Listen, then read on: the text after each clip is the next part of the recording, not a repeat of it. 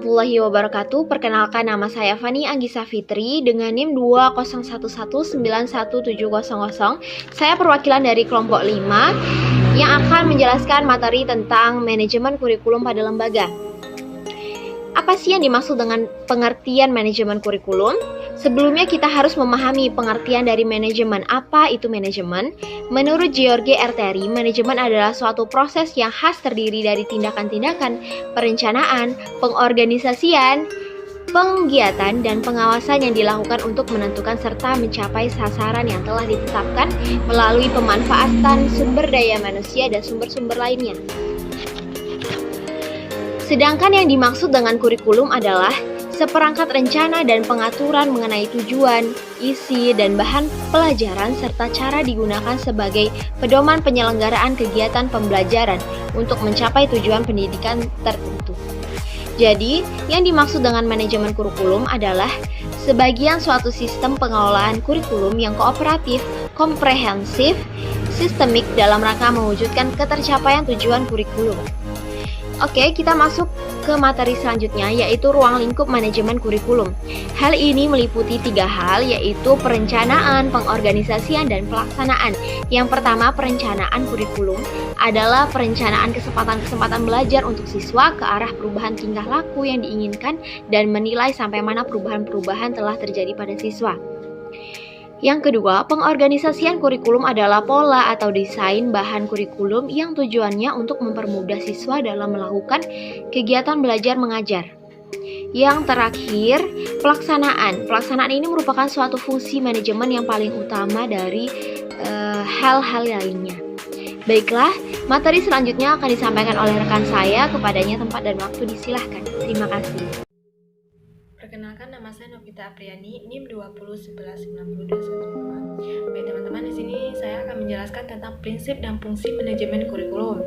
Prinsip dasar manajemen kurikulum adalah berusaha agar proses pembelajaran dapat berjalan dengan baik, dengan tolak ukur pencapaian tujuan oleh siswa dan mendorong guru untuk menyusun dan terus-menerus menyempurnakan strategi pembelajarannya.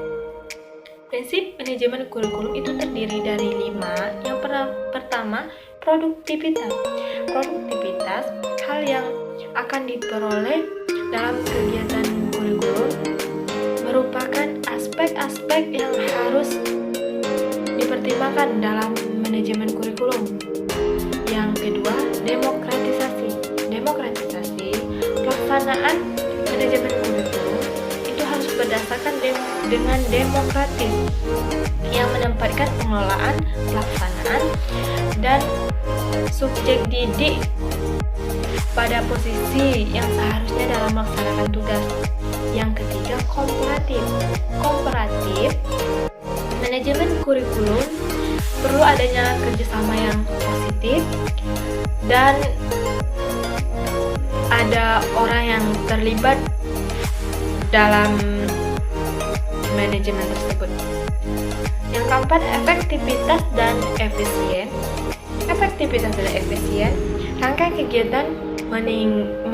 kegiatan manajemen kurikulum itu harus mempertimbangkan efektivitas dan efisien untuk mencapai manajemen kurikulum. Kegiatan manajemen tersebut harus memberikan hasil yang berguna dengan biaya tenaga dan waktu yang relatif singkat. Yang kelima itu mengarahkan kepada visi, misi, dan tujuan. Proses manajemen kurikulum harus dapat mengarahkan kepada visi, misi, dan tujuan. Guna dari ketiganya itu agar perencanaan, pelaksanaan, dan evaluasi kurikulum belajar itu bisa terlaksanakan secara efektif dan efisien.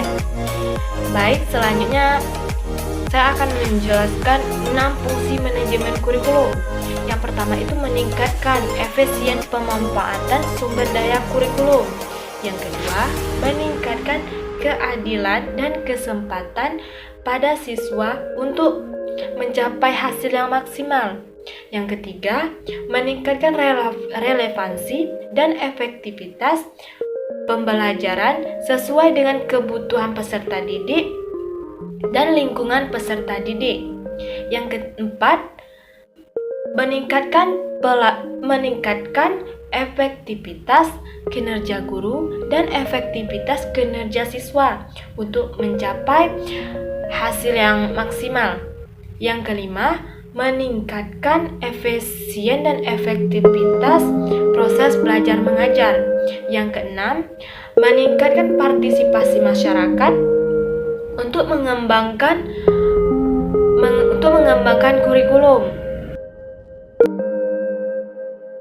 Baiklah, perkenalkan nama saya Wiwin Arif Jayadi, NIM 2011-90204. Saya akan melanjutkan menjelaskan tentang tugas kepala sekolah dalam manajemen kurikulum secara umum. Tugas dan peran kepala sekolah memiliki 5 definisi kompetensi sebagaimana termaktub pada Peraturan Materi Pendidikan Nasional Nomor 13 Tahun 2007 tentang standar kepala sekolah atau madrasah kepada sekolah.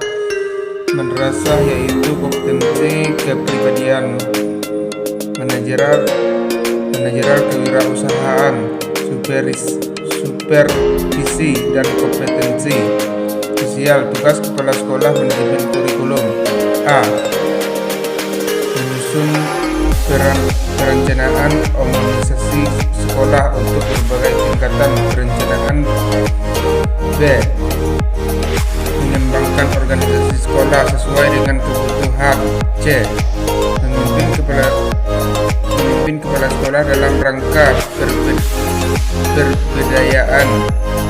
pemberdayaan daya sekolah secara optimal. D. Mengelola perubahan pendidikan sekolah melalui organisasi pembelajaran. 1. Menciptakan budaya dan iklim sekolah yang kondusif dan inovatif bagi pembelajaran peserta didik. 2. Mengelola guru dan setiap dalam rangka pendayagunaan sumber daya manusia secara optimal. 3. Mengelola saran dan perana sekolah dalam rangka pendayagunaan secara optimal. 4. Mengelola peserta didik dalam rangka penerima peserta didik baru, penempatan dan pengembangan kapasitas peserta didik. Sekian dari saya. Wassalamualaikum warahmatullahi wabarakatuh.